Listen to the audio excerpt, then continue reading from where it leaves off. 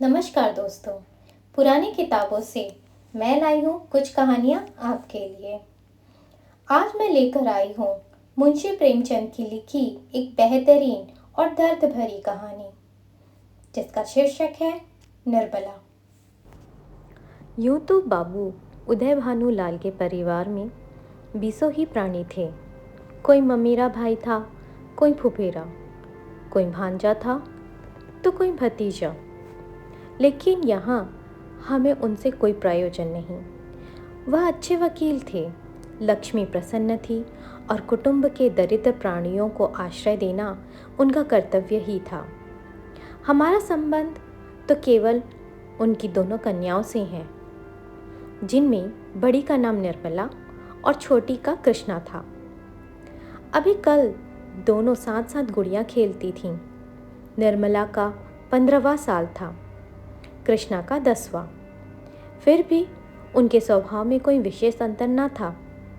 दोनों चंचल, खिलाड़ी और सैर तमाशे पर जान देती थीं। दोनों गुड़िया का धूमधाम से ब्याह करती थीं। सदा काम से जी चुराती थीं। माँ पुकारती रहती थी, पर दोनों कोठे पर छिपी बैठी रहती थीं कि ना जाने किस काम के लिए बुलाती है। दोनों अपने भाइयों से लड़ती थीं, नौकरों को डांटती थीं और बाजे की आवाज़ सुनते ही द्वार पर आकर खड़ी हो जाती थीं। पर आज एकाएक ऐसी बात हो गई जिसने बड़ी को बड़ी और छोटी को छोटी बना दिया है। कृष्णा यही है, पर निर्मला बड़ी गंभीर, एकांत प्रिय और लज्जाशील हो गई है। इधर महीनों में बाबू उदय भानुलाल निर्मला के विवाह की बातचीत कर रहे थे। आज उनकी मेहनत ठिकाने लगी है। बाबू भालचंद सिन्हा के ज्येष्ठ पुत्र भुवन मोहन सिन्हा से बात पक्की हो गई है। वर के पिता ने कह दिया है कि आपकी खुशी ही दहेज दें या ना दें, मुझे इसकी परवाह नहीं। हाँ, बारात में जो लोग आएं उनका आदर सत्कार अच्छी तरह होना चाहिए, जिसमें मेरी और आपकी जगहसाई ना हो। बाबू उदय भानुलाल थे तो वकील, पर संचय करना ना जानते थे। दहेज उनके सामने कठिन समस्या थी। इसलिए जब वर के पिता ने स्वयं कह दिया कि मुझे दहेज की परवाह नहीं, तो मानो उन्हें आंखें मिल गईं। डरते थे ना जाने किस किस के सामने हाथ फैलाना पड़े। 2-3 महाजनों को ठीक कर रखा था। उनका अनुमान था कि हाथ रोकने पर भी 20,000 से कम खर्च ना होंगे। यह आश्वासन पाकर वे खुशी के मारे फूले ना समाये। इसकी सूचना ने अज्ञान बालिका को मुंह ढांपकर एक कोने में बैठा रखा है। उसके हृदय में एक विचित्र शंका समा गई है। रोम में एक अज्ञात भय का संचार हो गया है। ना जाने क्या होगा। उसके मन में वे उमंगें नहीं हैं जो युवतियों के आंखों में तिरछी चितवन बनकर, होठों पर मधुर हास्य बनकर और अंगों में आलस्य बनकर प्रकट होती हैं।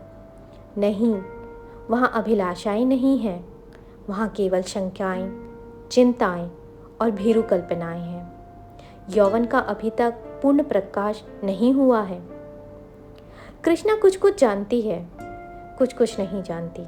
जानती है बहन को अच्छे अच्छे गहने मिलेंगे, द्वार पर गाजे बाजे बजेंगे, मेहमान आएंगे, नाच गाना होगा, यह जानकर प्रसन्न है। और यह भी जानती है कि बहन सबके गले मिलकर रोएगी, यहाँ से रो धोकर विदा हो जाएगी। मैं अकेली रह जाऊंगी, यह जानकर दुखी है। पर यह नहीं जानती कि यह इसलिए हो रहा है। माताजी और पिताजी क्यों बहन को इस घर से निकालने को इतने उत्सुक हो रहे हैं। बहन ने तो किसी को कुछ नहीं कहा, किसी से लड़ाई नहीं की। क्या इसी तरह एक दिन मुझे भी ये लोग निकाल देंगे? मैं भी इसी तरह कोने में बैठकर रोऊंगी और किसी को मुझ पर दया ना आएगी। इसलिए वह भयभीत भी थी। संध्या का समय था। निर्मला छत पर जानकर अकेली बैठी आकाश की ओर त्रिषित नेत्रों से ताक रही थी। ऐसा मन होता है पंख होते तो वह उड़ जाती और इन सारे झंझटों से छूट जाती। इस समय बहुधा दोनों बहनें कहीं सैर करने जाया करती थीं। बग्घी खाली न होती तो बगीचे में ही टहला करती, इसलिए कृष्णा उसे खोजती फिरती थी। जब कहीं ना पाया तो छत पर आई और उसे देखते ही हंसकर बोली, तुम यहाँ आकर छिपी बैठी हो और मैं तुम्हें ढूंढती फिरती हूँ। चलो, बग्घी तैयार करा आई हूँ। निर्मला ने उदासीन भाव से कहा, तू जा, मैं ना जाऊंगी। कृष्णा, नहीं मेरी अच्छी दीदी, आज ज़रूर चलो, देखो कैसी ठंडी ठंडी हवा चल रही है। निर्मला, मेरा मन नहीं चाहता, तू चली जा। कृष्णा की आंखें डबडबा आईं, कांपती हुई आवाज़ से बोली, आज तुम क्यों नहीं चलती मुझसे, क्यों नहीं बोलती, क्यों इधर उधर छिपी छिपी रहती हो। मेरा जी अकेले बैठे बैठे घबराता है। तुम ना चलोगी तो मैं भी ना जाऊंगी, यहीं तुम्हारे साथ बैठी रहूंगी। निर्मला, और जब मैं चली जाऊंगी तब क्या करेगी?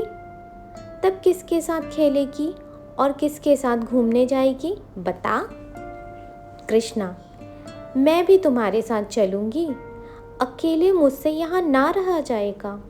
निर्मला मुस्कुराकर बोली, तुझे अम्मा ना जाने देगी। कृष्णा, तो मैं भी तुम्हें ना जाने दूंगी। तुम अम्मा से कह क्यों नहीं देती कि मैं ना जाऊंगी। निर्मला, कह तो रही हूँ, कोई सुनता है? कृष्णा, तो क्या यह तुम्हारा घर नहीं है? निर्मला, नहीं, मेरा घर होता तो कोई ज़बरदस्ती निकाल देता। कृष्णा, इसी तरह किसी दिन मैं भी निकाल दी जाऊंगी। निर्मला, और नहीं तो क्या, तू बैठी रहेगी? हम लड़कियां हैं, हमारा घर नहीं होता। कृष्णा, चंदर भी निकाल दिया जाएगा। निर्मला, चंदर तो लड़का है, उसे कौन निकालेगा। कृष्णा, तो लड़कियां बहुत खराब होती होंगी। निर्मला, खराब ना होती तो घर से भगाई क्यों जाती। कृष्णा, चंदर इतना बदमाश है, उसे कोई नहीं भगाता। हम तुम तो कोई बदमाशी भी नहीं करती। एकाएक चंदर धम धम करता हुआ छत पर आ पहुंचा और निर्मला को देखकर बोला, अच्छा, आप यहाँ बैठी हैं? ओहो, अब तो बाजे बजेंगे, दीदी दुल्हन बनेंगी, पालकी पर चढ़ेंगी। ओहो ओहो। चंदर का पूरा नाम चंद्रभानु सिन्हा था। निर्मला से 3 साल छोटा और कृष्णा से 2 साल बड़ा। निर्मला, चंदर, मुझे चिढ़ाओगे तो अभी जाकर अम्मा से कह दूंगी। चंद्र, तो चिढ़ती क्यों हो, तुम भी बाजे सुनना। ओहो हो, अब आप दुल्हन बनेंगी।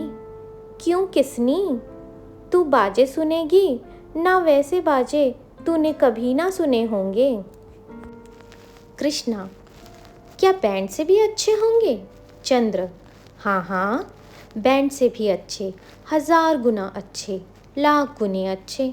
तुम जानो, क्या एक बैंड सुन लिया तो समझने लगी कि उससे अच्छे बाजे नहीं होते। बाजे बजाने वाले लाल लाल वर्दियाँ और काली काली टोपियाँ पहने होंगे, ऐसे खूबसूरत मालूम होंगे कि तुमसे क्या कहूँ। आतिशबाजियाँ भी होंगी, हवाइयाँ आसमान में उड़ जाएंगी और वहाँ तारों में लगेगी तो लाल पीले हरे नीले तारे टूटकर गिरेंगे, बड़ा मज़ा आएगा। कृष्णा, क्या क्या होगा चंदन, बता दे मेरे भैया। चंद्र, मेरे साथ घूमने चल तो रास्ते में सारी बातें बता दूं। ऐसे ऐसे तमाशे होंगे कि देखकर तेरी आंखें खुल जाएंगी। हवा में उड़ती हुई परियां होंगी, सचमुच में परियां। कृष्णा, अच्छा चलो, लेकिन नाम बताओगे तो मारूंगी। चंद्रभानु और कृष्णा चले गए। पर निर्मला अकेली बैठी रह गई। कृष्णा के चले जाने से इस समय उसे बड़ा क्षोभ हुआ। कृष्णा, जिसे वह प्राणों से भी अधिक प्यार करती थी, वह इतनी निठुर हो गई, अकेले छोड़कर चली गई। बात कोई न थी, लेकिन दुखी हृदय, दुखती हुई आंख है, जिसमें हवा से भी पीड़ा होती है। निर्मला बड़ी देर तक बैठी रोती रही। भाई बहन, माता पिता सभी इसी भांति मुझे भूल जाएंगे। सबकी आंखें फिर जाएंगी, फिर शायद उन्हें देखने को भी मैं तरस जाऊंगी। बाग में फूल खिले हुए थे, मीठी मीठी सुगंध आ रही थी। चैत की शीतल मंद समीर चल रही थी। आकाश में तारे छिटके हुए थे। निर्मला इन्हीं शोकमय विचारों में पड़ी पड़ी सो गई और आंख लगते ही उसका मन स्वप्न देश में विचरने लगा। क्या देखती है कि सामने एक नदी लहरें मार रही हैं और वह नदी के किनारे नाव की बाट देख रही है।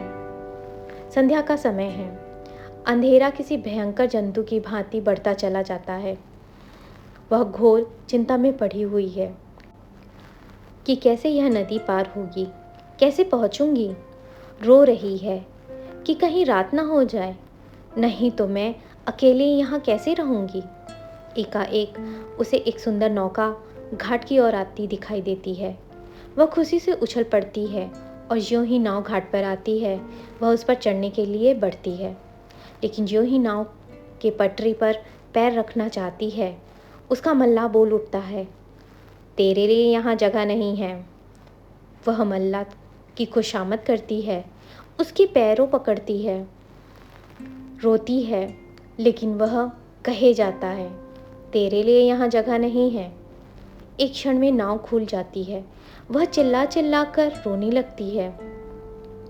नदी के निर्जन तट पर रात भर कैसे रहेगी, यह सोच वह नदी में कूदकर उस नाव की ओर जाती है, उसे पकड़ना चाहती है।